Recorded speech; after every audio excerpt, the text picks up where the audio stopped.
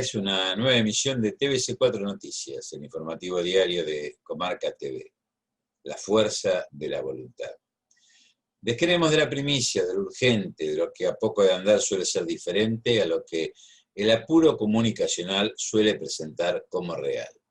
Nuestro compromiso es con la búsqueda de la verdad. Estas son las novedades.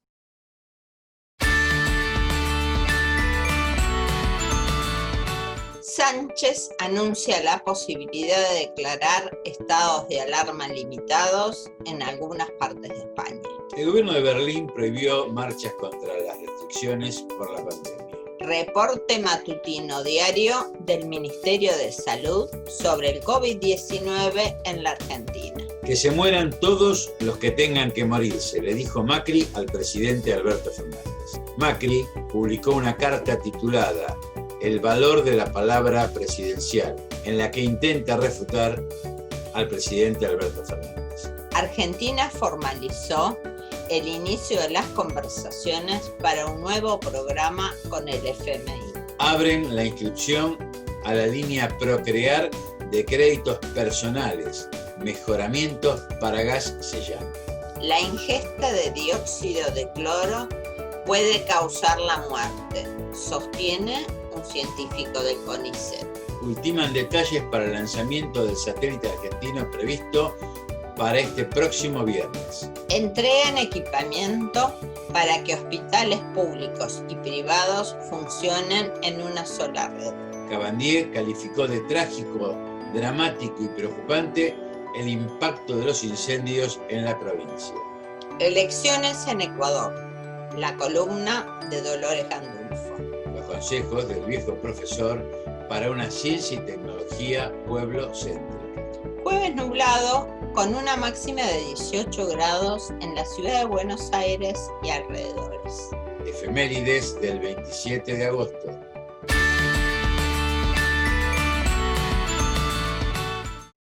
El presidente del gobierno español, el socialista Pedro Sánchez, anunció que las autoridades de las distintas regiones de España pueden solicitar la declaración del estado de alarma en todo su territorio o en parte, como medida para frenar el avance de la segunda ola de coronavirus, sin que ello suponga volver al confinamiento. 24 de agosto, el total de contagios en nuestro país asciende a 405.436 compatriotas contagiados por el virus del COVID. Los casos diagnosticados en la última semana son 40.427 y los ingresos en UCI de 74 personas y, desgraciadamente, 96 compatriotas han perdido la vida en esta última semana. Alerta porque la evolución no es buena, es preocupante, especialmente en algunos territorios, y en consecuencia hay que atajarla. Y en segundo lugar, junto a esa alerta, serenidad, porque estamos lejos de la situación de mediados de marzo y no debe producirse un miedo que nos paralice y que nos impida actuar. No podemos permitir que la pandemia vuelva a adueñarse de nuestra vida, como lo hizo desgraciadamente en primavera. Y quiero ser claro en este punto, no lo vamos a permitir, repito, no lo vamos a permitir. Tenemos que tomar el control, doblegar esta segunda curva, que ahora vuelve a elevarse de manera amenazante, y cuanto antes y con mayor eficacia, mejor. Vamos a volver a doblegar la curva, y tenemos que hacerlo unidos, porque no hay otra manera. Ya lo hicimos, sabemos hacerlo, y estoy convencido de que lo vamos a volver a hacer. El secretario de Seguridad de Berlín, Andreas Geisel, dijo que en esas protestas se hubiera incumplido seguramente con el distanciamiento social. Y citó como ejemplo una marcha anticuarentena realizada en la ciudad el 1 de agosto, en la que las personas no usaron tapabocas y se apiñaron una sobre otra. Necesitamos contrapesar el derecho básico a la libertad de reunión con la sanidad de la vida. Nosotros elegimos la vida, dijo Geisel, que dijo que la policía actuará contra cualquier marcha. No aceptaré que Berlín sea llevado por delante por segunda vez por negacionistas del coronavirus y extremistas de derecha, sentenció. Buen ejemplo a tomar en cuenta por aquellos que en Argentina, diciendo que reclaman pertenecer al primer mundo, no imitan sus buenos ejemplos.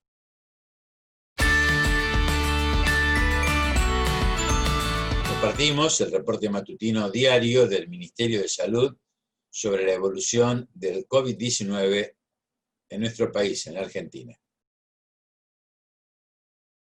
10.550 son los casos confirmados en la jornada de ayer por coronavirus en la República Argentina, el 77,6% con residencia en el área metropolitana de Buenos Aires, el 3,6% en Santa Fe, el 3,3% en Córdoba, 2,6% en Mendoza, 2,2% en Jujuy y 3 provincias no han notificado casos. 370.188 son los casos confirmados totales por pandemia en la Argentina, 13 de los cuales se encuentran en nuestras Islas Malvinas. 816 casos cada 100.000 habitantes, la tasa de incidencia. 38 años se mantiene como mediana de edad de los casos confirmados y el 6,2% son trabajadores de la salud. 7.944 personas fallecidas por coronavirus en nuestro país. Tenemos una tasa de letalidad del 2,1%, una tasa de mortalidad específica por coronavirus de 173 personas por millón de habitantes. 72,4 años es la mediana de edad para los fallecidos y las fallecidas.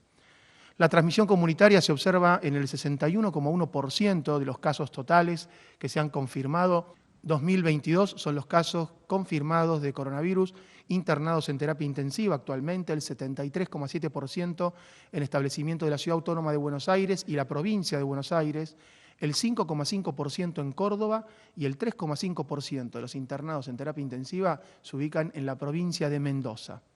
El porcentaje de ocupación de terapia intensiva a nivel nacional por patología COVID y no COVID es del 58,1% de las camas disponibles.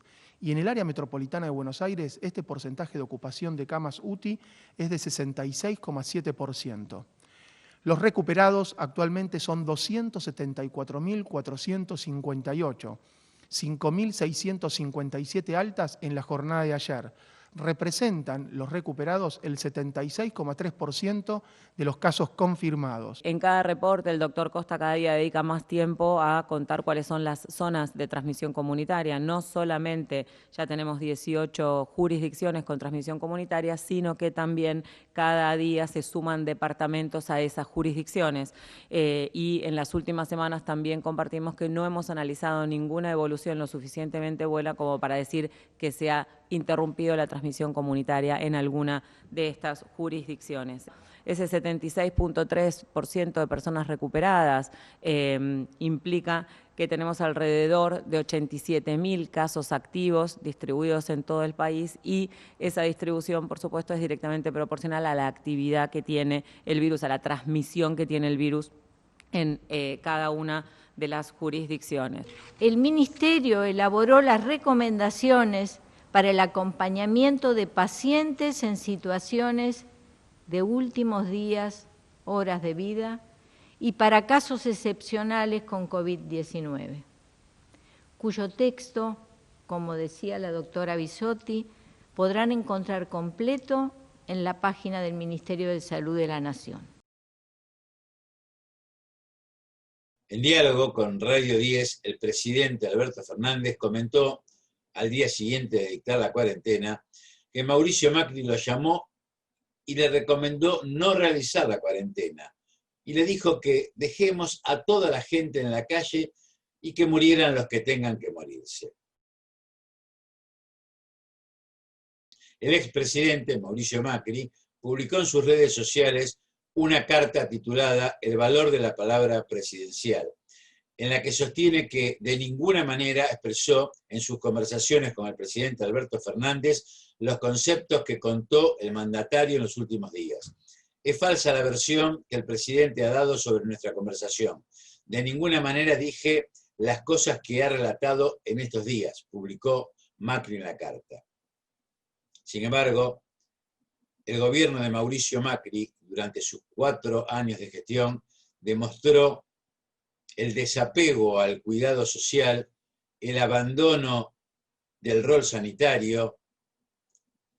Se han encontrado millones de vacunas sin dar, la suspensión del calendario de vacunas, en una lógica mercadocéntrica donde cada uno se debe hacer cargo de sí mismo y el Estado no debe intervenir, lo que, a mi modo de ver, le da credibilidad y valor real a la palabra del presidente Alberto Fernández. El ministro de Economía, Martín Guzmán, y el titular del Banco Central, Miguel Ángel Pese, solicitaron a la titular del Fondo Monetario Internacional, Kristalina Georgieva, el inicio formal de las consultas para acordar un nuevo programa con el organismo multilateral, que suceda al cancelado y descarrilado acuerdo stand-by firmado en 2018 por el anterior gobierno. Abren inscripción a la línea Procrear de créditos personales Mejoramientos Gas. La inscripción a esta línea, que contempla la instalación a la red de gas de hasta 3 bocas por vivienda, cocina, calefón y estufa, se realiza desde la página web de la línea, precisó el Ministerio de Desarrollo Territorial y Hábitat. Para solicitar el crédito, las y los interesados deben tener DNI vigente, tener nacionalidad argentina o residencia permanente en el país, contar entre 18 y 68 años de edad, contar con ingresos formales o informales que no superen los 5 salarios mínimos vitales y móviles al momento de la inscripción y ser propietarios o inquilinos de una vivienda que no cuente con conexión a la red de gas natural. El científico y biotecnólogo del CONICET, Jorge Montanari, explicó en una entrevista dada a Telam que la ingesta de dióxido de cloro tiene probados efectos tóxicos sobre la salud del organismo que pueden ir desde problemas en el sistema circulatorio, cardiotoxicidad, irritaciones en el esófago y llegar hasta la muerte incluso, sobre todo si se equivocan las dosis. El dióxido de cloro es un compuesto que se utiliza en ciertas industrias, por ejemplo como blanqueador para la fabricación de papel, se utiliza para limpieza de aves de corral, como sanitizante para verduras. La ingesta de este compuesto tiene probados efectos tóxicos sobre la salud del organismo, que pueden ir desde problemas en el sistema circulatorio, tiene cardiotoxicidad, es tóxico para el aparato digestivo y puede causar irritaciones en el esófago y llegar hasta la muerte incluso, ¿no? Sobre todo si se equivocan las dosis. Por otro lado, en una segunda dimensión, el gran problema es que se hacen preparaciones caseras de esta sustancia, ¿sí?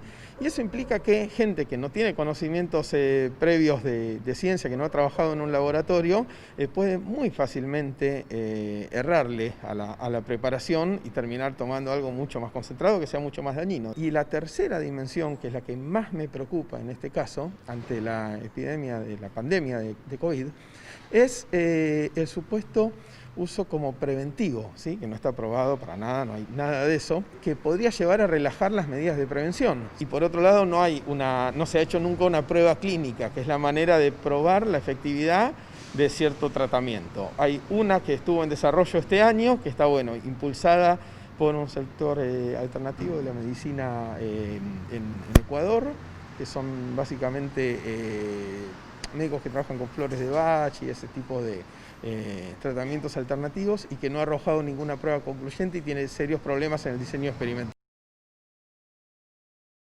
Científicos e ingenieros de la Comisión Nacional de Actividades Espaciales, CONAE, y de la empresa INVAP, que participan de la operatoria SAOCOM 1B, dijeron que se encargarán de monitorear lo que realice el satélite durante las primeras órbitas y verificar los lazos de comunicación entre cada una de las sedes, en medio de las pruebas en las que se ultiman detalles para el lanzamiento de mañana, 28 de agosto, desde la base de los Estados Unidos. Llegamos con la confianza de que estamos muy bien preparados. Entonces todo esto, por ejemplo, lo del ensayo del viernes, que antes ya habíamos hecho todo, habíamos probado las comunicaciones, cada uno sabe exactamente qué es lo que tiene que hacer, digamos, ese día y está preparado. Así que, a ver, obviamente que se vive con muchísima ansiedad, y más cuando se va acercando el horario del lanzamiento, pero también estamos muy confiados de estar de estar muy bien preparados. En el momento del lanzamiento, digamos, el vuelo hasta que nos separamos del lanzador son aproximadamente 14 minutos, y en el momento en que el lanzador separa al satélite, inmediatamente, automáticamente, se prende el transmisor del satélite, ¿no? Nosotros vamos a empezar a captar las señales del satélite aproximadamente unos 3 minutos después de la separación de una primera estación terrena que está en Lima, en Perú, y unos 7 minutos después desde Córdoba. Entonces, obviamente que la estación de Córdoba está conectada con la estación de Lima, en Perú, y entonces, desde que esa estación de Lima empieza a detectar si efectivamente el transmisor del satélite se incendió y empieza a mandar información, ese es el primer momento. Y después hay un momento muy, muy importante también, que ocurre automáticamente 3 minutos después, que es la apertura de los paneles solares. O sea, los paneles solares son críticos porque son, o sea, si bien la batería del satélite cuando se lanza está cargada a full, digamos, vos necesitas el despliegue de los paneles solares para empezar a generar energía eléctrica y que no se desagoten las baterías. Entonces, ese es el primer punto súper crítico, a los 3 minutos que se abran los paneles solares.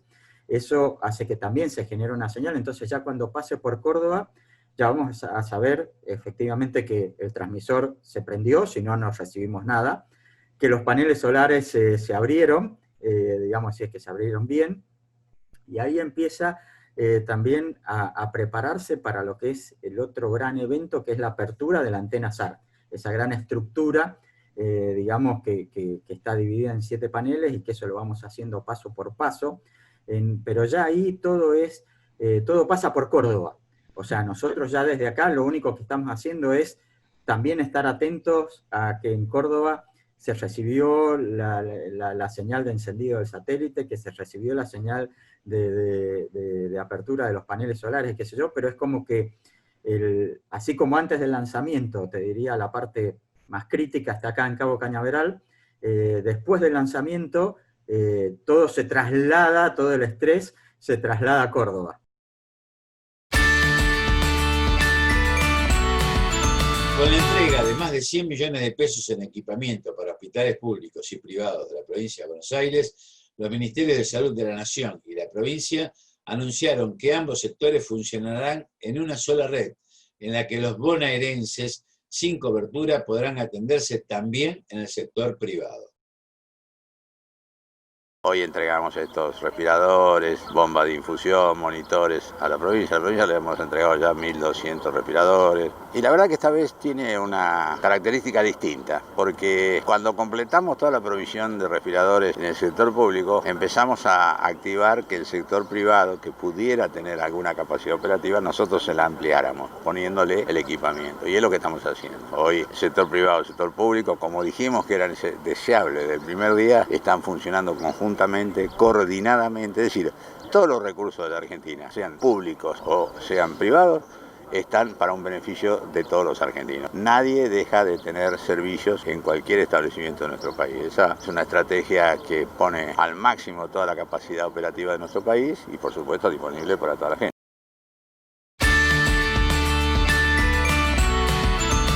El ministro de Ambiente y Desarrollo Sostenible, Juan Cabandier, evaluó como trágico, preocupante y dramático el cuadro de situación de los incendios forestales que, desde hace 2 semanas, se registran en distintas regiones de la provincia de Córdoba, lo que dijo al sobrevolar las zonas afectadas.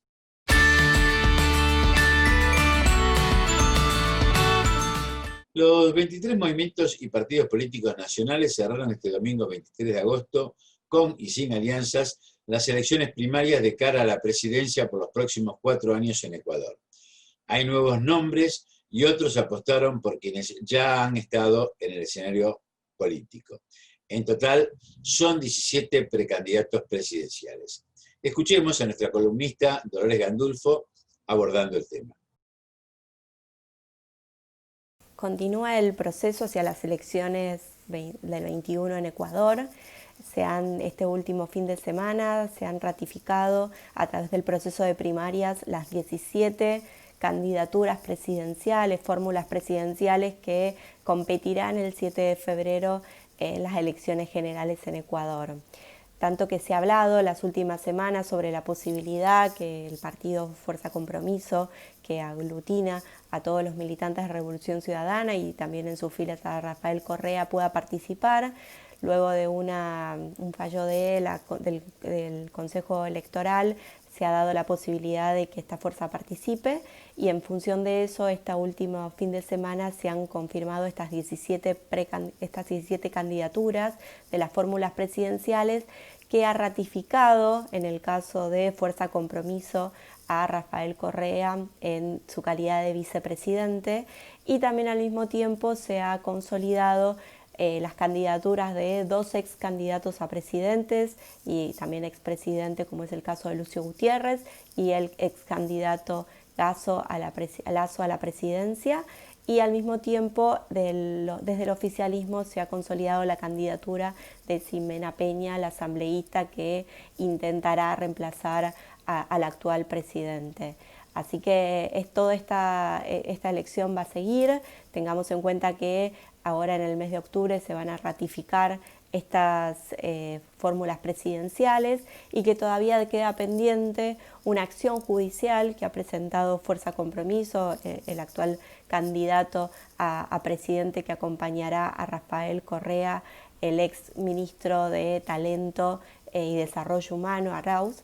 Y en este marco se espera que la justicia se expida sobre la posibilidad de que aquella fórmula presidencial, tanto el presidente como el vicepresidente, pueda hacer su ratificación de la candidatura, su aceptación de la candidatura de manera telemática. Recordemos que el expresidente Rafael Correa no puede retornar antes del proceso al Ecuador, dadas las causas judiciales impuestas en su contra, ilegalmente impuestas en su contra, y por lo tanto lo que ha pedido la fórmula presidencial es poder hacer esta ratificación de manera telemática, algo que va en contra de la última ley sancionada y por lo tanto se espera la determinación judicial en este sentido. Así que, como decimos, el proceso electoral en Ecuador todavía tiene muchos capítulos y hay que estar muy atentos a esta situación para garantizar la continuidad democrática en el país andino.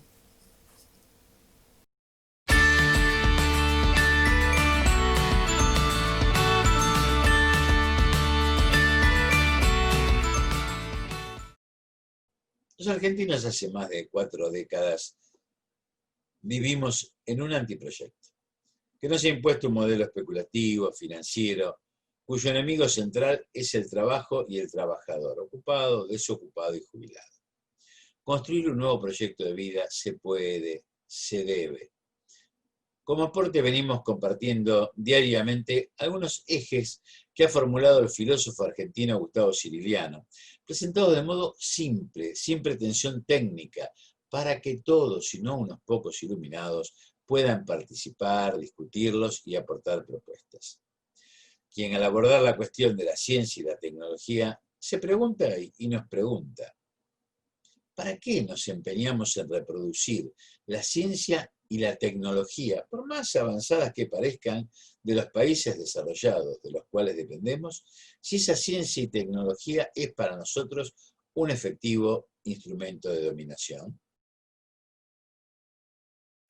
En un país dependiente, el lenguaje proveniente del imperio o los países centrales, vehículo de un pensamiento alienador, origina un pensamiento que no es libre y que imposibilita el propio pensamiento. La dominación se ejerce también por el lenguaje. Toda teoría ajena es un lenguaje porque es una interpretación.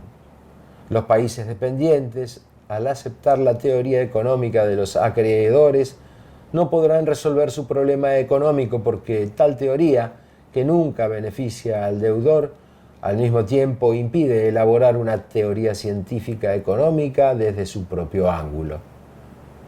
Decir la palabra propia, nombrar la realidad desde uno, llamar a las cosas por su nombre sin buscar en el catálogo, como decía Jauretche, liberarse del lenguaje ajeno y producir el propio. Siempre cuestionar primero la palabra, la denominación, el nombre. Desregulación, narcotráfico, globalización, guerra de las galaxias, modernización, ajuste, blindaje, déficit cero, dolarización. No aceptar el término ni el sentido que a un problema o situación nuestra le da otro, especialmente el enemigo. Que no nos venzan de antemano con el lenguaje. Una tarea habitual de la actividad científica es crear una jerga separadora que suele resultar encubridora y monopolizadora.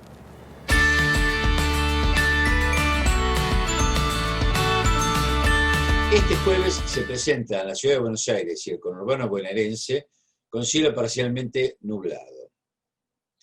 Vientos del sector sudeste, rotando al este, con una temperatura que estará entre los 11 grados de mínima y 18 de máxima, según informó el Servicio Meteorológico Nacional.